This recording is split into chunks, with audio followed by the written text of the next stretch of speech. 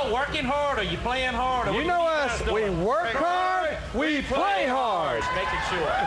That part hadn't changed. Right. And we try to keep all the sand in the box. Hey, and you can see right now, we brought a guy that knows how to do both. Work hard and play hard. First of all, if I looked that good, I wouldn't be here. How much longer are you going to drive, John? How much longer are you going to race? I'm going to keep driving as long as I want to eat. That's the bottom line. I really love what I do. I know at my age, to go out there with these kids and try to drive and stay awake for 3 hours, I'd have to have rest stops. You know what I'm saying? But in drag racing, it's 4 seconds. It's kind of like, at my age, it's kind of like sex. It only takes me 4 or 5 seconds. So I'm going to keep doing it. Daryl, just remember, you opened that door right there. You opened it. That's why I asked him.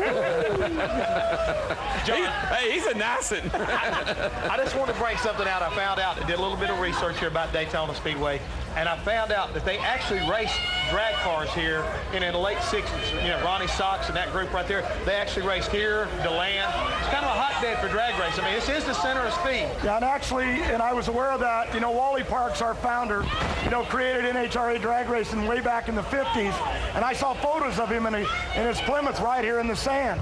But the sport has really evolved, and you guys know NASCAR's our big brother. We got ESPN2. We want to be just like you. We want to come out here and rock and roll and do what we do. We have the countdown to the champions now, that 8 cars after Indy will make the final, then it goes down to 4, and it's pretty exciting. But you're right, a lot of stuff started right here in Daytona. The other thing is, I want to ask, these guys asked you about jumping in a stock car. You got to ask them if either one of these have ever gotten in a drag car. I have. I went to that school over at Rockingham. Hill, right? Remember Roy Hill School? Roy Hills, yeah. Yeah, had an normally aspirated Ford engine on it, as a matter of fact. Yeah, that thing just ran the quarter mile in 7 seconds. Yeah, Hills and Frank Hawley's school actually put all of my daughters through the Frank Hawley's driving school. That's where they all learned, and they teach them very well. Roy was crazy, but he taught. Yeah. I mean, he teach you how to drive a drag car. Yeah. You're a bad man. You said you've been on fire from here to Australia, and your daughters, they take you seriously. They laugh at you. Yeah, they do. But they love me, and they know the business. They know the danger that's out there, and if you win, the glory that you feel. And what I've learned here today, this is really cool for me, and I'm very honored to be on your show.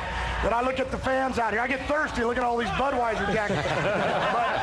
but to take money to run in any sport, it takes big bucks. That's why the sponsors, and I got people like Brand Source and Mach Air Service, and it goes on and on and on. It takes big bucks, and at the end of the day, I look at the personalities that we have in drag racing, and I look over in your sport and I just want to ask, because I've watched him wild and crazy and nuts. I want to know what you think of Tony Stewart. You know what? Honestly, I really, really like Tony Stewart. We came in the same year, both as rookies, and I think he would take his shirt off his back for anybody he races against. He's just a good, hard-nosed racer.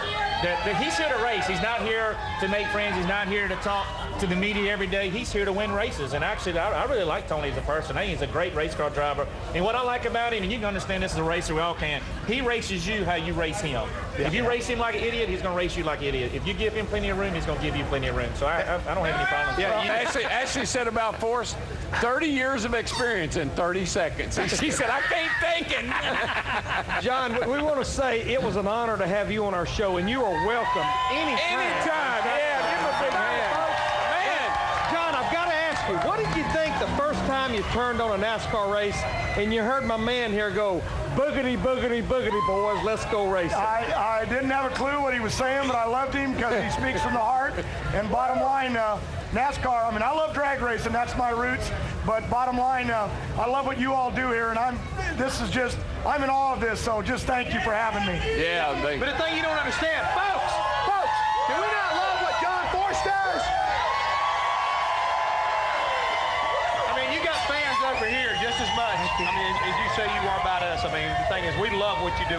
We watched Pomona with you last week, and I think Daryl and the rest of us would say the same thing. I was crying. I was in tears, buddy. I felt for you, man. Yeah, I wanted to give you a hug. I wanted you to. You're going to embarrass me. You're going to make me cry again. I just don't start kissing everybody again. My daughter Ashley said she was on overload, and all of a sudden she said, Dad kissed the crew chief in the ear, and she was okay. Ellie Sadler, best of luck Sunday, buddy. Yeah. My pleasure.